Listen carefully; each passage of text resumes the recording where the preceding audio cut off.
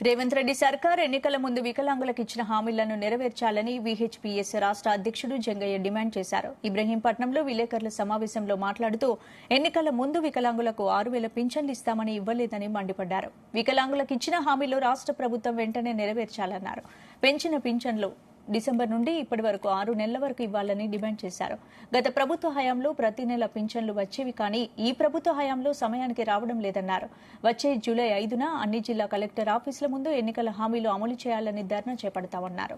అప్పటికీ ప్రభుత్వం స్పందించకపోతే రాష్ట్ర వ్యాప్తంగా వికలాంగులను వితంతువులను ఏకం చేసి ముఖ్యమంత్రి ఇంటిని ముట్టడిస్తామని హెచ్చరించారు.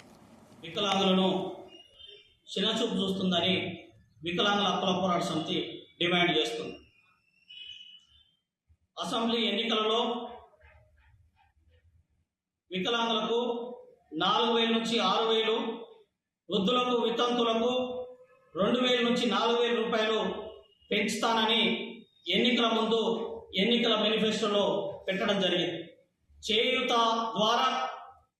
పథకం ద్వారా వికలాంగులకు 6,000 రూపాయలు ఇస్తానని ఎన్నికల మేనిఫెస్టోలో పెట్టిన తర్వాత రేవంత్ రెడ్డి సర్కార్ 6 నెలలైనా కానీ వికలాంగులకు పెన్షన్ పెంపుపై ప్రకటన చేయకపోవడం అనేది బాధాకరమైన విషయం. ఈ ప్రకటన రాకపోవడంతో మరి ఎవరు ఈ పెన్షన్ ద్వారా మాట్లాడతలేరనే ఉద్దేశం మీద గౌరవ శ్రీ మందకృష్ణ మాదిక్ గారు మొన్న హైదరాబాద్లో ప్రెస్ మీట్ పెట్టడం జరిగింది. వికలాంగులకు సంబంధించి, వృద్ధులకు సంబంధించి, వితంతులకు సంబంధించి పెన్షన్లు పెంచుతానని మరి వికలాంగులకు ఎగ్గొట్టడానికే రేవంత్ రెడ్డి సర్కార్ ప్రయత్నం చేస్తుందని మందకృష్ణ మాదిగ డిమాండ్ చేయడం జరిగింది. అందులో భాగంగా ఈరోజు వికలాంగులు ఈ రాష్ట్రంలో 8,74,165 మంది వికలాంగులు ఉన్నారు. 8,74,165 మంది వికలాంగులు ఉంటే ఈరోజు వికలాంగులకు 5,14,422 మందికి పెన్షన్లు అందుతున్నాయి.